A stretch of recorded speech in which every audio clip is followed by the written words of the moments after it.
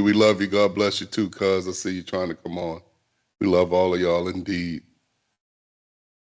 And just by way of review, just so that everybody knows, we are still continuing in love and marriage and sex, but we're not doing it Hollywood's way. We're doing it the biblical way as we walk through the book. Some may call it Song of Songs, others may call it Song of Solomon. I guess I want to start with an apology. Last year, I think I attributed Psalms to Solomon, and it should be attributed mostly to David. So that was an error on my part. Please forgive me. The books of the Bible that we do attribute to Solomon are Song of Solomon. What else? Well, this is Bible Church. So you talk to me. What are the other two books attributed to wise Solomon? Is it Ecclesiastes? Ecclesiastes at the end of his life, yes, ma'am. And then what's the other book? Proverbs. Proverbs, as he's walking through life as well. I think it's going to be helpful to kind of place this one kind of towards the middle, towards the end of his life, as far as this Song of Solomon. All right, so we move forward. The book that we're using, y'all, is what the Bible says about love, marriage, and sex, the Song of Solomon. Last time I looked, there were some online thrift store copies, and there's certainly copies at uh, other venues, wherever you get your books. Let's put it that way. So you have time still to go ahead and order your books. Today we're going to be going through Dreaming of a Perfect Love, Chapter 1. And then the schedule is going to be as outlined here. All right. And more on that to come, because we're going to be, as you know, this is a discussion as usual. So this isn't going to be just me talking and teaching every time. We're going to solicit the help of fantastic teaching from you all as well. As we start this Song of Solomon, I think it's helpful to kind of know context and almost culturally how this book lays out. So this book lays out, I mean, it is a song, so I want you to think of it as lyrics to a song. I want you to also think of it as like a play. So you have the primary players in the play, and then you also have the audience. And I think when we look at it that way, I think it'll be very helpful.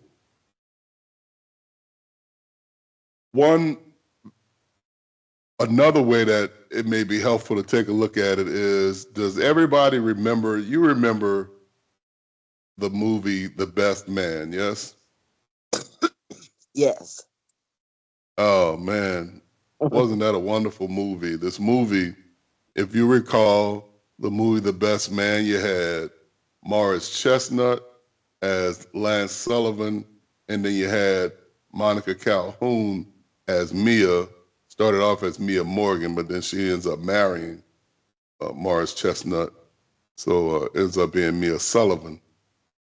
And if you recall in the movie, this movie starts off very Song of Solomon like. You have you have Lance garnering the adoration of Mia. I mean, Mia just loves his funky draws. Yes, yo. Yeah. And Then you have the Oh audience. yeah.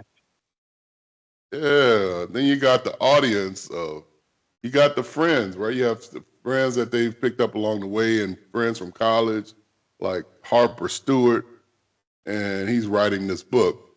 You have Neil Long that plays Jordan. You have Sanaa Lathan as Robin. You got Regina Hall as Candy. You got, and all y'all know Terrence Howard was Q. Remember he was Quentin on there. Yep. And merch. You got Merch. You Yes, got don't Harold forget Perrineau merch. playing Merch, and you got Melissa D'Souza playing Shelby.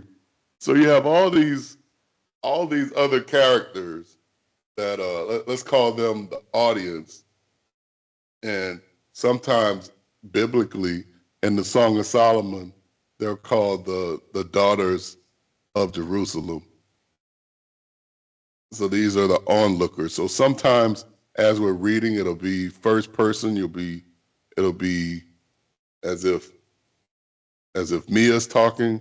Sometimes it'll be as if as if Lance is talking, and then you have a third person perspective as what do the people think. And in that movie, if you remember, the this was kind of encapsulated by Taye Diggs in this book that he was writing. Mm-hmm. And if you remember this story, there was a dilemma in this story. There's a profound dilemma in that there was infidelity on both sides of these people as they navigated college.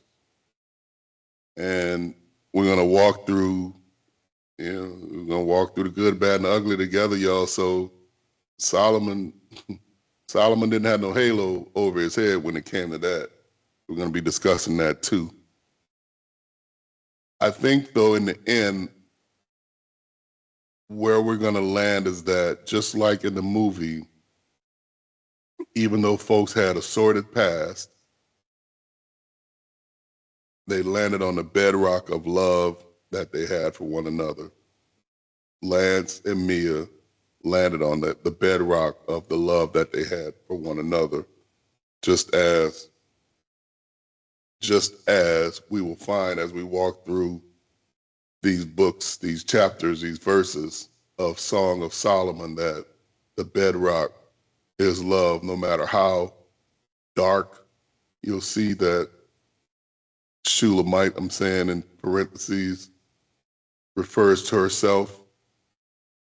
No matter how dark the past of Solomon, they're able to adhere to the bedrock that is love and their adoration for one another that starts even from chapter 1, verse 1. All right. All right, go ahead, Vaughn. What you got? I also think it's important to mention that Lance was struggling with his Christianity. He didn't see Mia really going to the Bible, but remember he had done all of that and he had to make his friend respect his belief in the Bible too. It was a struggle for him. Yeah, it's very similar, right, Vaughn? I mean, so the anchors in this movie are Mia and Lance, and they are the characters that are most anchored in Christianity, and Lance has to really deal with his belief system, especially when you come to the second movie, his belief in Christianity, because it's quite frankly been shook. It's been shook by the world as portrayed by this book, by someone that is his friend. Yep. So I just want us to use this as a backdrop as we get to the book itself. Let's go through the verses. The verses today are Song of Solomon, chapter 1, verse 1 through 8. Song of Solomon, or in your Bible, it may be Song of Songs, same thing. Uh, verse 1, chapter 1, verse 1 through 8. Do we have any Bible readers that are ready?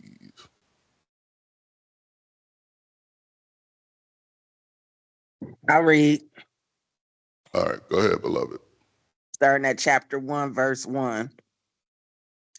The Song of Songs, which is Solomon's. Let him kiss me with the kisses of his mouth, for your love is better than wine. Because of the fragrance of your good ointments, your name is ointment poured forth. Therefore, the virgins love you. Draw me away. We will run after you. The king has brought me into his chambers. We will be glad and rejoice in you. We will remember your love more than wine. Rightly do they love you. I am dark but lovely, O daughters of Jerusalem, like the tents of Kedar, like the curtains of Solomon. Do not look upon me because I am dark, because the sun has tanned me. My mother's sons were angry with me. They made me the keeper of the vineyards, but my own vineyard I have not kept. Tell me, O you whom I love, where you feed your flock, where you make it rest at noon. For why should I be as one who veils herself by the flocks of your companions? If you do not know, O fairest among women, follow in the footsteps of the flock and feed your little goats beside the shepherd's tents. Amen. Mm-mm. Yes, indeed. We get hot and heavy. She want a kiss on the mouth.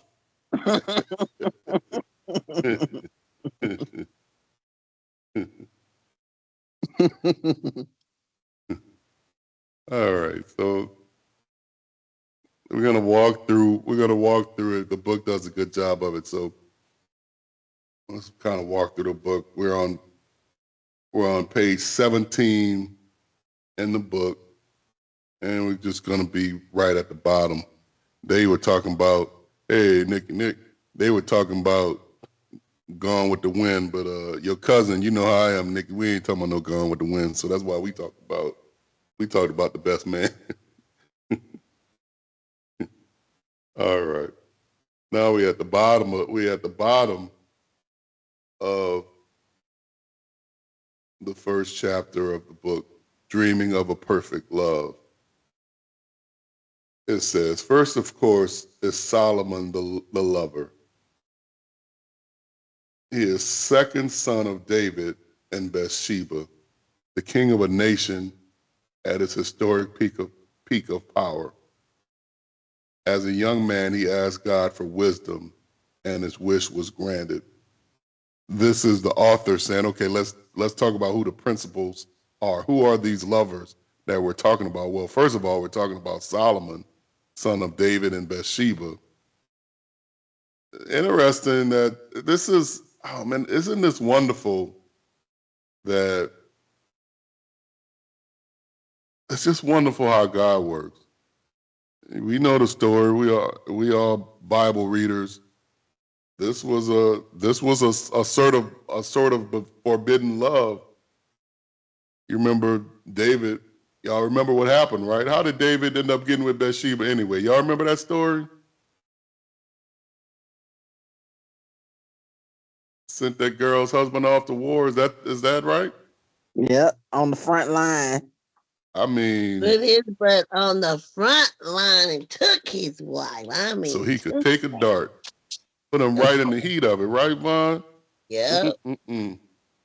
And then took the man. Now he the king of all. And take the man wife could have had anybody. But anyway, even out of this situation comes something very beautiful, which is Solomon. But we just got to keep it real. I think it's important to keep it real because in marriage and family, you know, we talk about these black sheep, and we talk about the drunk uncle that nobody wants to talk to you. Well, you better quit being so judgmental. God can use whomever He wants to use. God can use whomever, and God can change around whoever He wants to. So you just better be good to everybody. And next, it talks about the character of David, even as a young man. The character of Solomon, rather, even as a young man, how Solomon asked for wisdom. I find this profound. I don't know. You got is Jaden and Chasey and Jared there? Chase is in the room with me. I think Jaden just joined a few minutes ago. Yeah, I'm here. Hey, JD, love you, son. Thank you so much for joining. No problem. Jaden, can you think about how profound this is for a young man? Let's put him at around 10 years old. He's not praying for an Xbox. He's not praying for, in your case, he's not praying for paint brushes. He's praying for wisdom. Is that somewhat profound to you? Yeah, it's like, it's material. Most people are out for material items, but he's like, he wants like just wisdom. So Yeah, that's profound. he's seeking wisdom first, and it's very notable. He happens to end up being the richest man on the planet. So it's kind of telling, like, whatever you want, if it's riches that you want, if it's a beautiful woman that you want, if it's peace that you want, then starting with wisdom will not hurt any of that. Also, he was the biblical author of one book of wise saying. That's the book of Proverbs. Another book of wry reflections, and that is the book of Ecclesiastes as he comes to the end of his life, and then, of course, this Song of Solomon. I continue going down. And the object of his song, let's go with tradition and give her the name Shulamite. That's why I'm always putting Shulamite in quotations. You all know this wasn't really this woman's name. They never give the woman's name. Over the years, Bible commentators have latched onto that name for her based on her identification as the Shulamite. The root word means the perfect and the peaceful. Compared to Solomon, a dynamic historical figure, Shulamite remains in the shadows. We only know about her what we can gather from the meager, scattered clues in the song. And so then it would be like, oh man, do I need to tell this story? Hey, Verl, do you remember? Oh man, Verl, you remember? I think it was our first retreat, and oh man, what was that brother's name? I'm looking right at him. The blind brother who was a little older. Brother Lake. Lake. Yeah, Brother Lake. Uh-huh. Well, do y'all remember in one of those sessions, I think we were introduced, I don't know what it was. We were doing one of those sharing sessions, and he kept referring to Sister Lake as Fifth Ward. Is that right?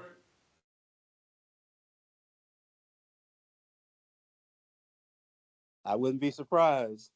You don't remember? Yeah, Yvonne, you remember?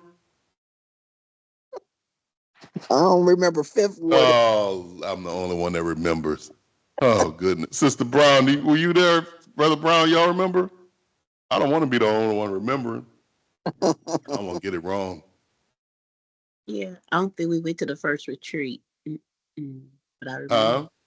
I don't think we went to the first retreat. You said that. Oh, bless you. Yeah. So the gist of it was Brother Lake got himself in trouble because instead of calling his wife by her first name or Sister Lake, he kept referring to her as where she was from. He kept referring to her as Fifth Ward. Fifth Ward, Fifth Ward. And then before you know it, I don't know, about halfway through the day, I guess Sister Lake had taken all she could stand. She's like, I'm not Fifth Ward. My name is Sister Lake. Don't just be calling me no Fifth Ward. so I guess it's He knew better. He knew better. he drove her the whole morning. And so I guess all the history is gonna continue to drive this Shulamite woman because we calling her where she's from, but we don't know what her first name is, so we're not trying to be disrespectful to her. Oh boy. Guess some people don't want to be called where they're from. I don't know that I would And mind. probably do that at home. He probably does that at home, maybe because he was comfortable. And then he Mhm. and then she was like, wait a minute, you know. Oh yeah, it got real up in there. I'm gonna tell you. It got real. I can't believe Queenie. I can't believe you don't remember that, Yvonne. I don't remember the fifth word in particular, but I do vaguely remember Trocy getting upset during the Trocy, retreat. that's right. My name is Mhm. Trocy, not Fifth Ward. Oh man. So how would you feel, Queenie? What if I started calling you River Ridge, I ain't from River Ridge. I'm from Ecos. Ecos? Lord, Ecos is like they like little villages next to each other. Girl, you got some nerve. It's completely different. It's either Ecorse or Detroit, There you go. not River Ridge. There you go. Look, but what if she called you what is it in New Orleans? Where Lil Wayne is from? Yeah. Uptown. Shoot, that'd be an honor for me. But the scattered site. Represent. That'd be an honor for me. You ain't even got to put quotations on it. But because we don't know what this lady's name is, and all we know is where she's from, we're gonna follow with everybody else and call her Shulamite. We don't have any other way. We do know that she came from the village of Shuman, located in northeastern Israel, in the territory given to the brother Issachar. She lived and worked among the vineyards, her skin richly tanned in the manner of those who toil in the sun. She was a black woman, y'all. We learned that she is Solomon's beloved. This book is a kind of poetic celebration of the couple's courtship, wedding, and even wedding night, culminates in the later years of their marriage.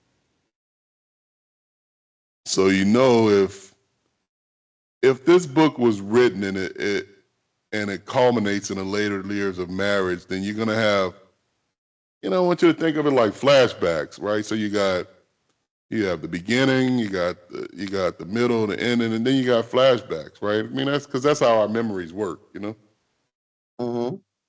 So don't be alarmed if it doesn't follow perfect chronology. You just have these two lovers chronicling their love affair. Our love story is set 10 centuries before Christ's virgin birth. Solomon has already attained tremendous wealth and power, owning vineyards all over Israel. One day, the young king happens to be in the vicinity of the Lebanon Mountains, the setting for one of his vineyards. He is there inspecting the vineyards when a young lady catches his eye. Jading against the backdrop of the green grapes and the blue sky, she is a vision of loveliness. And Solomon is captivated. He knows he will return to these vines more frequently, courting this beautiful girl who outshines all the women of Israel. What does this say? What word did it use? What word did I use, Jay, to describe how he felt about her?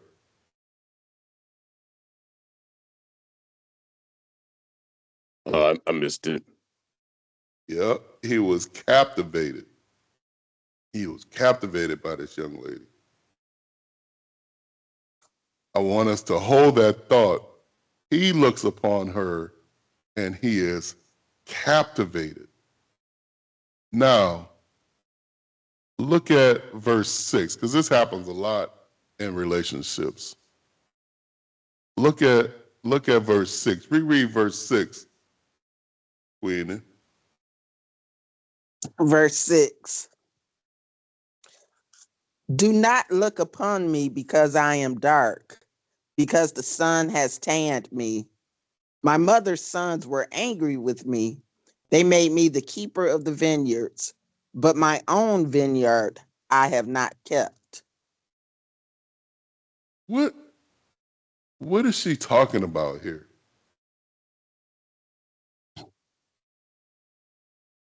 It's layered. What are we dealing with here? Maybe she was not accepting of her dark skin, and then she's been outside. Maybe she didn't really feel beautiful. Bless you. And thought he was just staring at her because she was unkept, and he was loving her just the way she was. Isn't that something? Mm.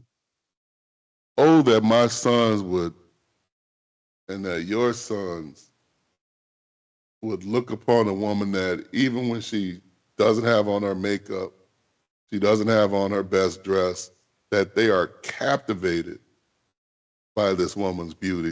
This is my prayer for my sons and yours. So this would speak to me that there was a outer and inner beauty that radiated from Shulamite. Am I being too? What do you think? Am I on track here? Yep. I would say so. Because he was captivated, but she is demure in her own looks. And I like what you said, Vaughn. I mean, because let's be real, y'all. We got colorism real bad. We black folks. We got Real colorism real bad. bad. You know, sometimes we think I don't know, Vaughn. It's like 10-year splits or something. I don't know with our people, but we go from black being the best look to light being the best. We go back and forth. We got this colorism complex, and we know where it came from. But when I read that as a black man, I did read it that way too, Vaughn. I read it like, oh, she's got a color complex. Now other Light skin, commentators, dark skin, real. yeah, she's got a light skin, dark skin complex.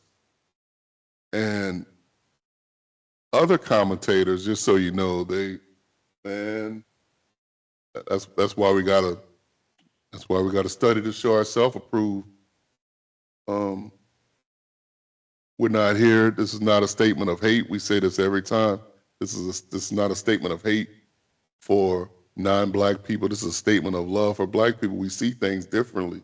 Other commentators, they were saying how one commentator actually said her natural skin color is white, and because she was out in the sun, she was black. But the way they said it was that it was negative that she was black. And I'm here saying it couldn't have been negative because her lover looked upon her and was captivated in her current state. So it wasn't like he was looking for her to be white, as some commentators kind of intimate. Yeah, too, it's all backwards. My mom was very light, my dad was very dark, and my mother hated being light. She always wished she was dark. And I used to And always wish I was dark. that's what I'm talking about. The self-hatred works. It's something it's something that we wrestle with, and I pray for the day that we get over it. Again, we know it comes from colonization, from enslavement, from Jim Crow laws. We understand the history of it. We got to get past it. We got to get therapy. We got to get past it. At whatever complexion that God has caused us to be, we are beautiful, and there is an onlooker. Hey, Sister Hunt. And there is an onlooker that will look upon you as beautiful and be captivated by you, my sisters, in your state, in your raw state. It happened thousands of years ago, and it can happen today, no matter you're lightest of the light, darkest of the darks. There is someone's that will look upon you and be captivated.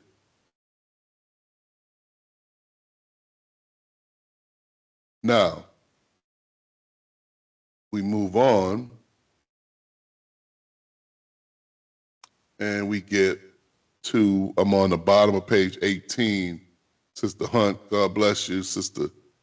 We're in the book called Love, Marriage, and Sex, the Song of Solomon.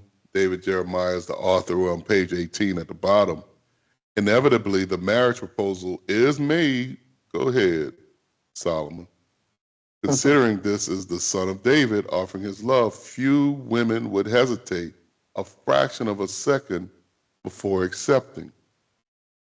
Shulamite, though, shows herself to be thoughtful and virtuous by giving the matter some thought.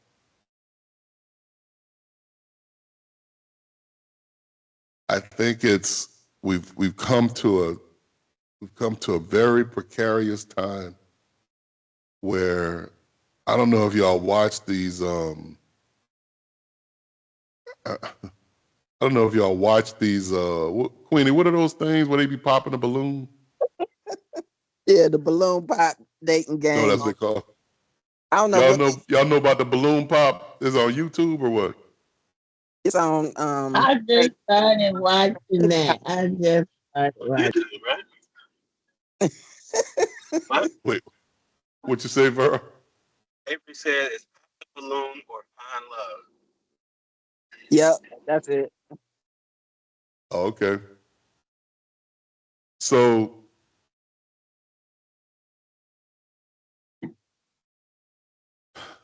it's the weirdest, like, so that on this program, Queen, you want to explain it? Yeah, so it's basically like a speed dating show, and they have a lineup of, let's say they have a lineup of women. It might be eight or nine women in the line, and they'll bring a young man to come out, and he introduces himself, and he can ask them questions, or they can ask him questions about himself. And as they evaluate his looks or find out more about him, if the ladies are not interested in him, then they will pop their balloon. And so the deal is, like, at the end of the game, whoever still has a full balloon that hasn't been popped, they're still in the running. And usually it might be one or two that still have a balloon. Sometimes all of them will have popped their balloon for whatever reason, and the guy will walk away with nobody. But the goal is for him to find a match that they can he can take out on the date and find out more about. But the show is so crazy because these women pop their balloons over the most stupidest things. Like, That's what I want to get to. So here we're biblically and in the book, Shulamite here, protection and provision is already known about Solomon. He owns land and he's got money.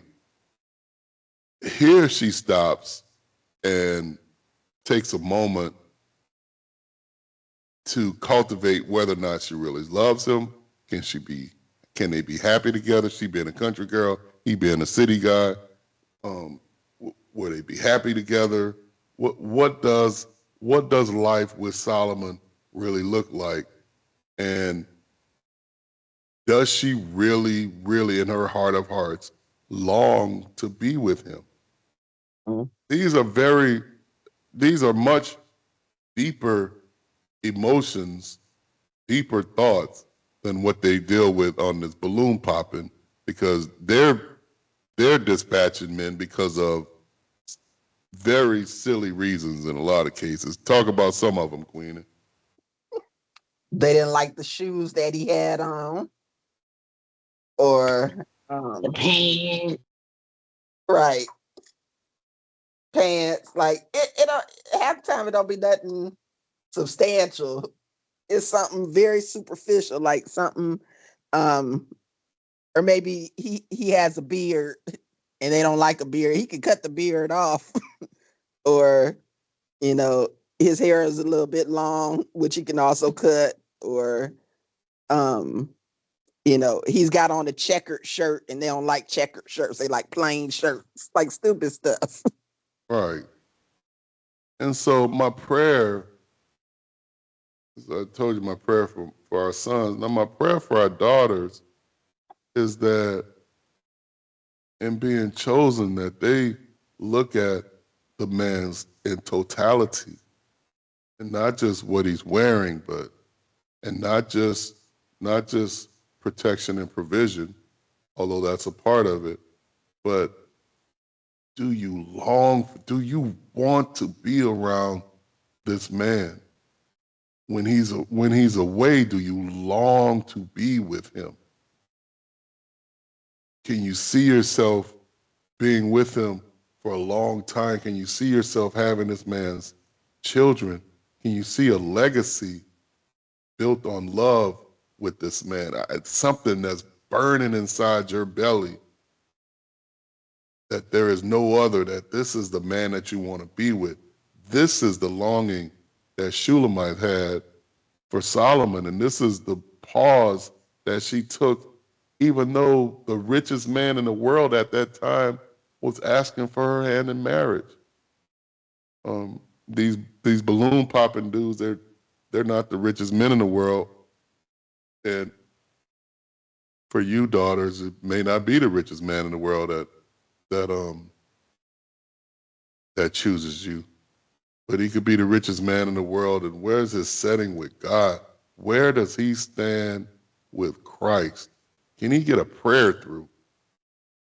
I want you, daughters, my prayer for you, um, daughters, is to have this type of man fetch you.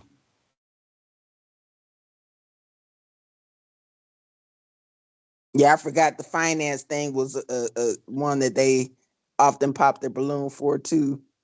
You know, the guy could be making $70,000 and they'll pop the balloon because he ain't making six figures. Yeah. So let's. They ain't got no job. Right. I mean, so let's talk about that. When we talking about provision, um, the median salary in the U.S. is below $40,000.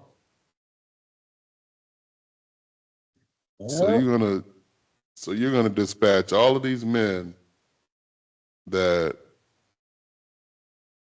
make 40 or 40 and above, but below 100, because you have some fictitious number in your mind about some six figures. Nikki, I heard this one commentator. It was disgusting, especially in our family. I can't deal with it. But there was this commentator, this black lady commentator, that said to Ayanna Van Zant that she couldn't find herself with a truck driver. I think this is profound in my family, because the patriarch of our family was a truck driver. Nikki's on the road right now as a truck driver. Her husband is a truck driver. My cousin, my uncle, is a truck driver. My other uncle is a truck. I mean, my family is replete with truck drivers that are loving, take care of their family, love their wives, love their children, built a legacy to last. So how dare her disparage truck drivers? But it just shows, this is why my prayer is different. My prayer is that we really look at the measure of the man, the true totality of the man, and not just have some six-figure fetish because he can make six figures and he can spend six figures. That's still broke.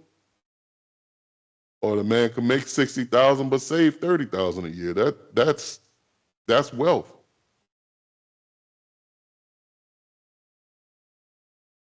Am I? And get stuck on feel good love. I thought I sent you a clip. I'm gonna have to send it to you guys talking about our marriages and we don't look for the right things and we stuck on feel good love. Yeah, yeah. I think we better be Carlos, careful, right? Carlos, can you hear me? Yeah, go ahead, Nick. Now I can. Okay, good. I'm glad you can hear me because I'm about to. I have to hang up. I just made it to my customer, but I wanted to point out what you just was talking about. With the way that the way of the world, I guess we can say of today. And the outlook of things and the way that people think. And especially like to our young boys and that are growing into young men and like your boys, and congratulations boys on y'all way to school. um there was a post that came across of the young lady, and she had to be about maybe 22. I'm gonna give her between 21 and 23, and the young guy, he was 22. um Somebody asked him what he do for a living, and he said he have a job, and he was calling out what his job was. And the ladies laughed at him. The young girls laughed at him like they were trying to put him down.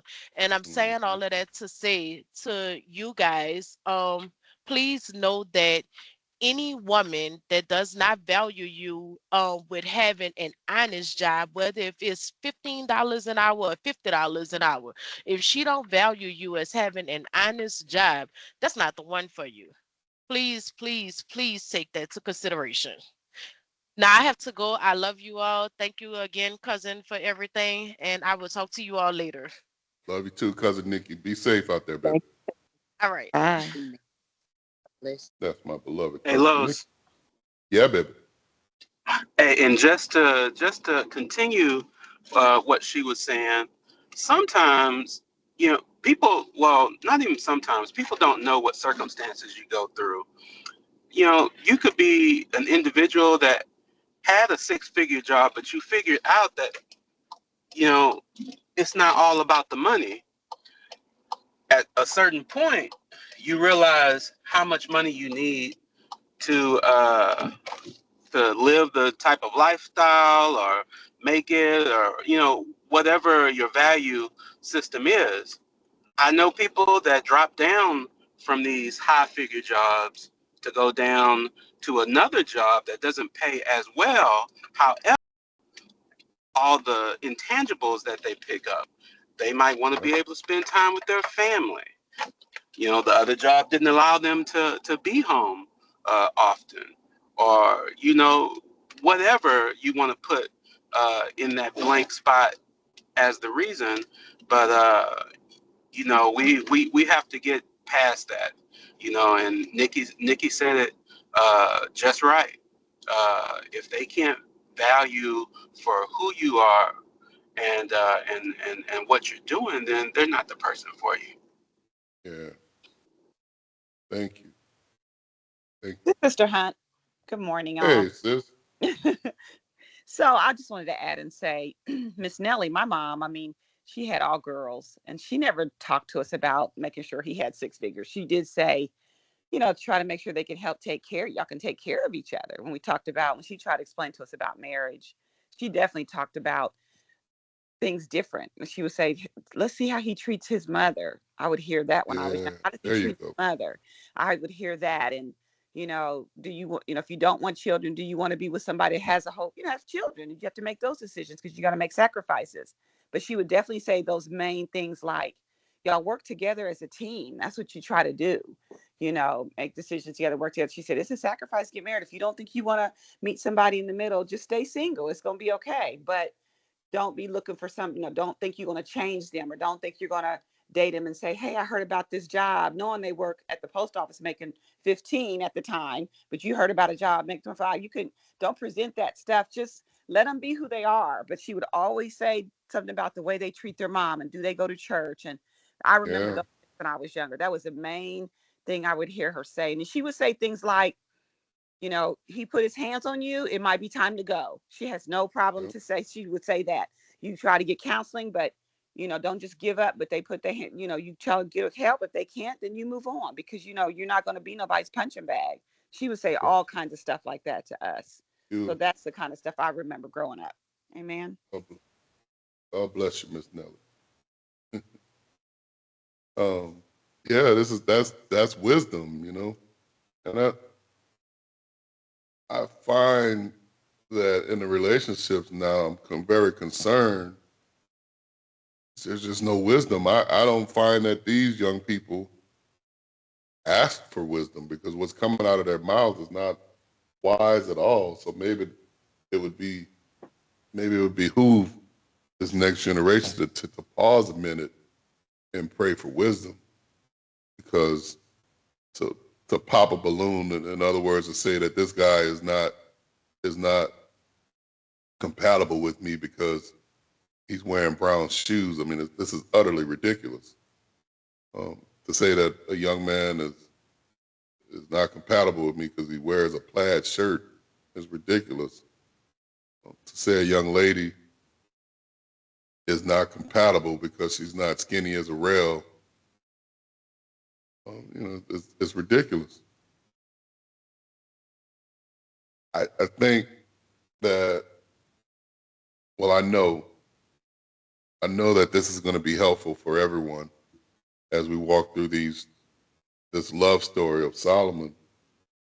And let's go to, as we kind of close, let's look at 21, the truth about Solomon. I'm so glad. I was wondering wondering if the author was going to get to this, and I'm glad he got to it early. Because unfortunately, I find that many commentators, many teachers and preachers don't get to this when dealing with Solomon, don't get to it enough. What should every couple do when they become serious about the future together? To sit down and be honest about their individual past. We need to do that with Solomon, whose biography we have already looked at in a general way. Let's not whitewash Solomon's track record, particularly since this is a book about marital love. If you know much about Solomon, you know that marital fidelity wasn't his long suit. He's a man who began his career in sheer brilliance, took on the family business, so to speak, and made it as a world leader. David had been a wildly popular king, and under Solomon, the nation became an empire. All this is true. If Solomon exceeded his father's accomplishment, he also exceeded in his mistakes. We're told that when Solomon was old, his heart was not loyal to the Lord the Lord, his God. That can be found in 1 Kings 11:4. Like his father David, he had a wandering eye and a strong appetite for pleasure. Solomon was especially attracted to foreign women, a vice against which God had warned him. Why? Well, in a time of unprecedented commercial traffic with other nations, the great danger was in the ideas that might drift in along with goods, services, and relationships. False gods were and are the greatest danger for God's people. Very gradually, Solomon's vice overcame his virtues, and he disobeyed his Lord's commandment about spiritual purity as he built a household of 700 wives and 300 concubines. He pursued not only the women, but the gods that these women served.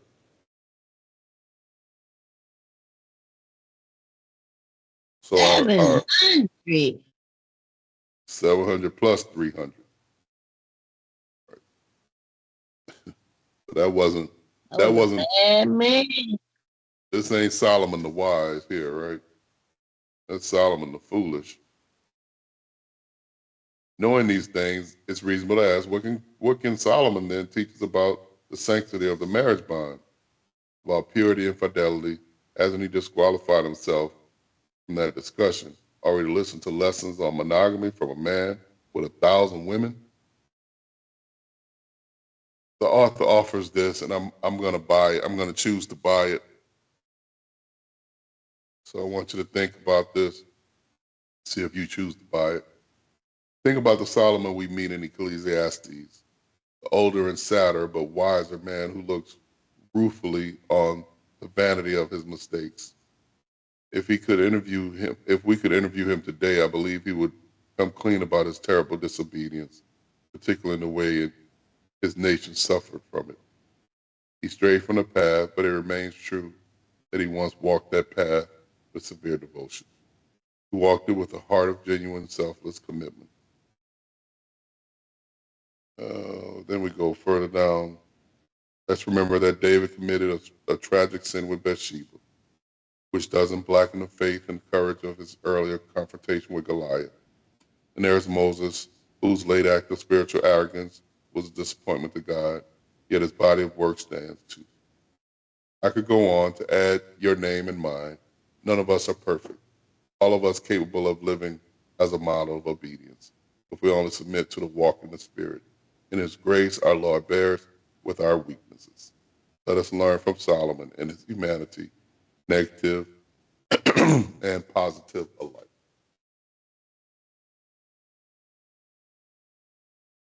So what say you about that? Solomon did not have a halo on his head all the time.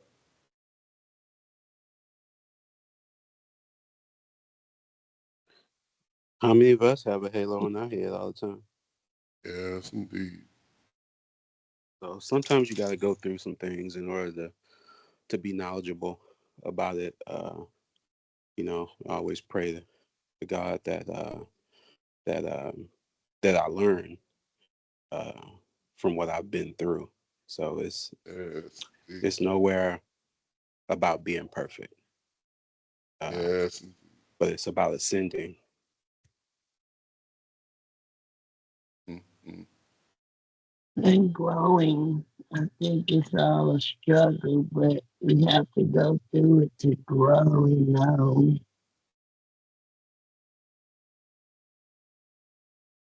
So we believe we can learn from Solomon, even though he had a sordid past. Most definitely.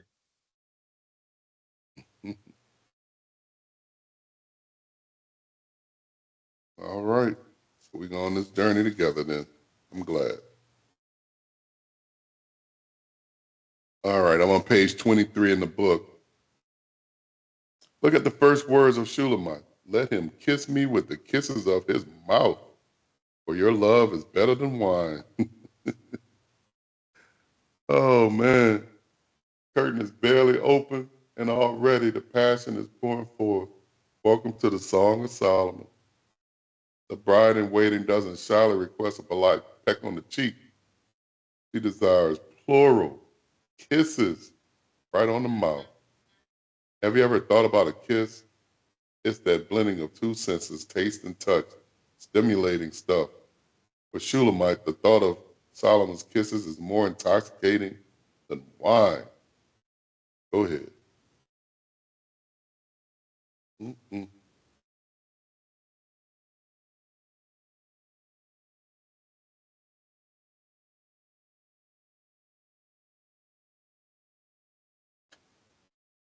Go on. Shulamite loves Solomon for his self-respect. Doesn't that always make people more attractive? In verse 3, Shulamite begins her sentence, because of the fragrance of your good ointments. He simply refers to Solomon's care and personal grooming. So, and you all remember, we all went through that adolescent book, and it talked about hygiene, and here we are talking about hygiene here. You want somebody that takes care of themselves hygienically, that smells good, that has a sweet aroma about them, girl and boy.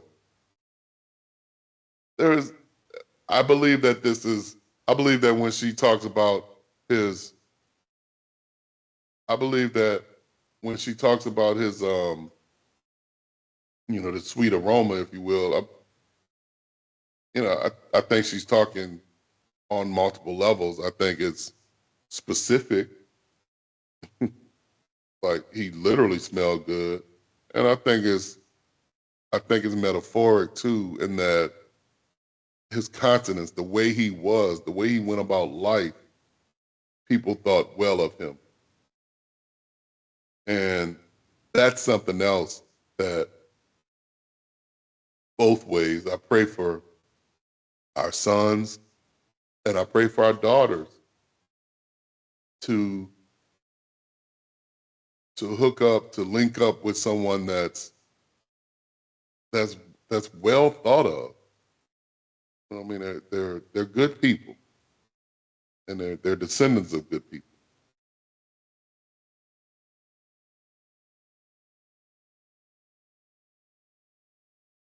The author says it like this, bottom of page 25. Solomon's groom was evidence of self-respect. The fragrance of his good name was evidence of others' respect. His fiancée heard the deference and honor with which others treated his name, and it made the word Solomon even sweeter to hear. We've spoken we've spoken of the senses of taste and touch in the kiss, and of smell in the fragrance. This is the light of the ear. This is the delight of the ear, simply to hear her beloved's name and to notice its nobility among others. So isn't that what we want for our sons and daughters? Don't we want the woman that our sons link up with, for her to be well thought of amongst her friends, well thought of in the high school where she's from, well thought of at college or vocational school, wherever she goes for secondary education, well thought of on the road, well thought of at work. Same for our daughters, for their potential spouses. We want them to be with men that are well thought of. Their friends think highly of them. They're thought highly of at work, at school. This is, this is not speak. So that we talk about aromas here. We're not just speaking of hygiene. We are speaking of hygiene. We're also speaking of what is their, how well are they thought of in public places. You feel me there, y'all? Amen. Yeah. Amen. Yeah. And then it ends with verse 8, where the outsiders are saying, if you do not know, most beautiful of women, follow the tracks of the sheep and graze your young goats by the tents of the shepherds. In other words, we're going to give you the path to him. We're going to give you the path to your beloved, so that you're amongst his flock, so you will be amongst him. This is wise counsel. So this is another area that I pray for our sons and daughters, that their friends will give them wise counsel as it relates to their mates. Not that their friends are telling them who to marry. That's not what I don't want you to hear that. Don't hear that. What I want you to hear is that their friends are saying, hey, you know what? Um, you know what, Jaden, that young lady, she's a good one, man. She's a good catch. Or to our daughters, hey, that guy, he's pretty good. He's a good guy. I've seen him how he operates out on the yard. I see how he operates um, at work, and he's a good guy. This is what I'm talking about, wise counsel. And this is what I'm talking about with having your mate being well thought of in the streets, as it were. What do y'all think?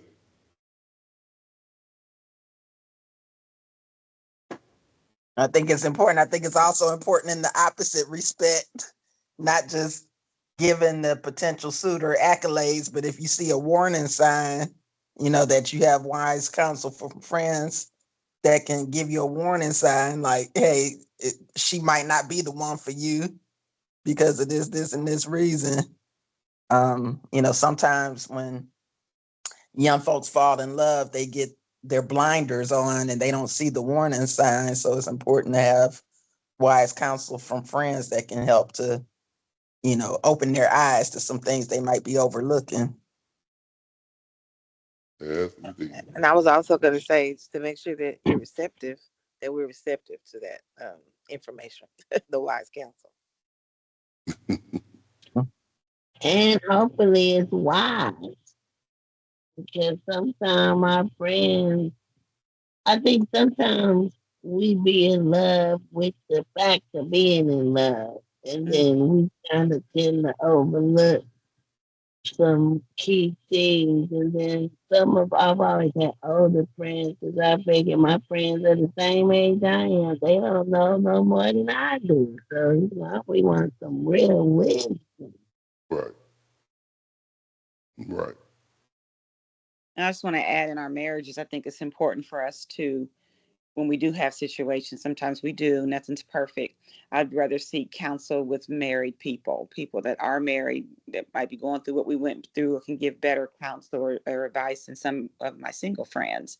Because I noticed in marriage, when I did that, I just always felt like they would be on more of an attack against my first husband, which sometimes probably was warranted.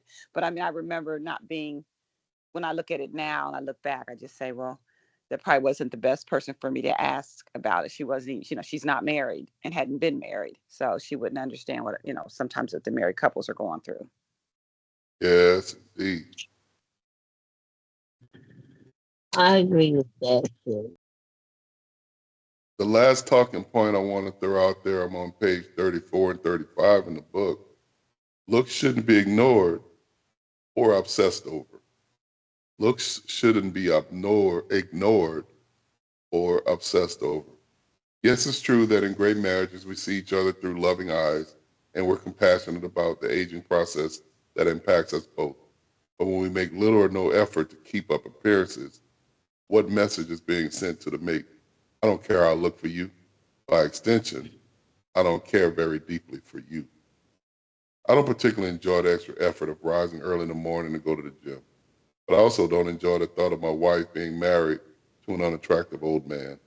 I'm working out to keep her husband as well preserved as possible. I'm working hard on that guy. My personal battles with cancer, this is the author speaking, my personal battles with cancer help me understand the sheer, often unappreciated gift of optimal physical health. My body is his temple, and it will receive care in accordance with that. Time will take its toll, but that doesn't mean I have to surrender and contribute to the damage. I'm living to maintain the perspective of Job 5:26. You shall come to the grave at a full age, as a sheaf of grain ripens in its season. So we should care about how we look for one another at all ages and at all stages in these relationships. Thank you so much for a spirited discussion, as I knew that we would have. We have much, much more to talk about. This is just the beginning, y'all. And thank you so much. What questions do you have?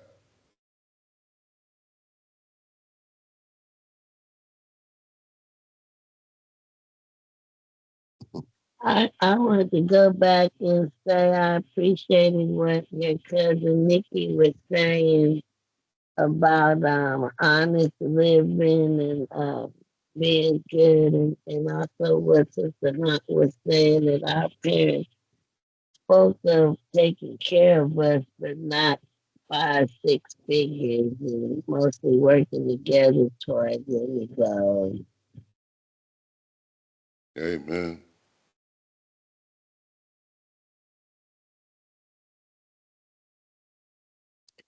Good morning, Sister Brown. Just want to say I enjoyed the lesson this morning, and that as couples, we should, at these days and time, work together as a team, as a partnership. I may not know all the things that you do on your job, but just getting to know you and who you are and what you enjoy, will make that relationship thrive. And then as far as the income, you're working together for a common goal. And then as far as, you know, as you were saying about knowing when you're in a blended family or you have other children, the children need to see and know that you're honorable, that they see something in you, some kind of work, when you're, moving into like a new marriage with other children. So, that they know that uh, that you're highly spoken of and that you're respectful. They want some of them, especially if you married to like they already teenagers, they look at Yeah, yeah, they take all that in perspective and stuff like that. So, yeah, it makes a difference. But yeah, thank you so much. God bless y'all. Love you. bless you. God bless you, Sister Brown, Sister Hunt. I know it's a little different than what we were talking about, but Tyler Perry's movie, Divorce in the Black, it is a thriller, etc. But he has messages throughout. And one of the messages is going to be strong is when you hear her mother talk to her, Megan, the character of Megan Good.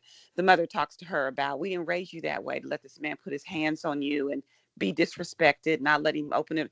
They were telling her these things, how she was raised, had to remind her, but she was settling for this, what was going on in her marriage, just trying to hold her marriage together. So I thought that was a nice positive message. When it's always good when Tyler does decent movies. So I knew it was a thriller, but it was good to see some of the messages that were coming across in the movie that he was also trying to make. Bless you. Mm. Cause no one wants to seem like a failure. So I think the beat down just it comes on subtly and slowly apart. So you get this voice in your head thinking, oh, he's gonna be okay. He's not gonna do it. Then next thing you know, I haven't seen the movie, which I haven't seen enough to watch it. But I've seen it play over and over again. And you look up, you're in like enough, you worked up and you're right in the middle of all this craziness. It's like, I'm like Dorothy. How did I get here? I'm so far from home. Mm. Mm-mm. Very good. And that's why it's important. Don't you think that's why it's important to have these fellowships, y'all? Um, Yeah. where, Yes. where you're sharing and where you're sharing not just the good, but the struggles. I mean, we talked about it here. Solomon struggled. We don't present to you that Solomon was perfect. Solomon struggled and will struggle, but how do we get back up? And how do we help? I like what you said, um, sister Sister Brown. How do we help each other get back up? I mean, that's what the marriage is about. And then familially, we got to keep reminding. I mean, I would be so blessed to hear my sons say, "Hey, we weren't raised like that." My mommy and dad, they loved us. They didn't raise us this way. And no matter what decisions are made, you can't. You at least our children. I do believe at least our children are anchored in the Lord. Now they got to. Everybody's got to have their own accounting. They got to live their own life, but there is an anchoring that we raised them with, and of that I can be proud.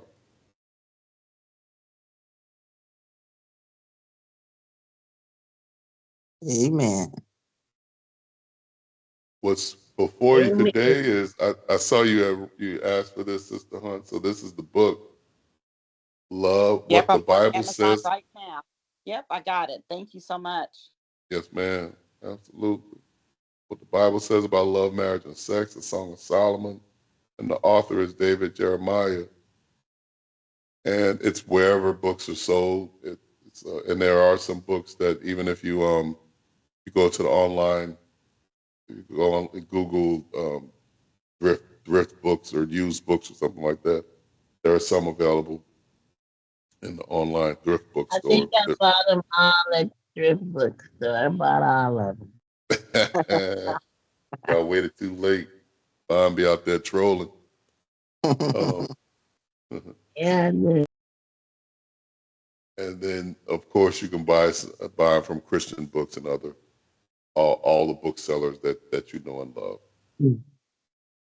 Next week, we're going to be dealing with the language of love, and either myself or Yvonne's going to teach that. And then in the coming weeks, expect that call from me that y'all love, asking you to teach in some of these out weeks. We don't get through these 12 sections together. We're going to have this pivotal discussion about love, marriage, and sex in these coming weeks. God bless you all. Turn it over to you, Queenie, for logistics. Well, thank you, Manny. As always, beautiful job facilitating. I really enjoyed the discussion today. And thank all of you for joining us this morning. Hope to see you again next Sunday. I just want to put something else out there. I know Carlos had put it in the group chat maybe last week or several days ago about asking, is anybody in need of assistance financially? And we do have coffers for the marriage ministry, so we don't just want to hoard all of that money. If you do know of somebody that needs assistance for whatever reason, please let us know, because we want to be a blessing to others. We also probably need to have a conversation. We haven't had a business meeting in a while, but we do have a couple of graduates. I want to make sure that we don't leave anybody out that may have a graduate from this past year. We want to be a blessing like we were last year to the graduates. So if you got somebody, please make us aware. The only ones that I'm aware of are the twins, Jaden and Jared, and then Von's son, Hunter. But if there's others, children of the marriage ministry members, grandchildren, that have graduated this past year, please let us know. And with that, I want to open it up for any prayer requests or testimonies. I'm gonna add my sister Lola, Lola, to the list. She's waiting for results tomorrow. She's been having some pain in her side, and she went for some type of test on Thursday. They found fluid on her uterus area, and they're just making sure that everything's okay. Thank you. Man, thank you, Sister Hunt.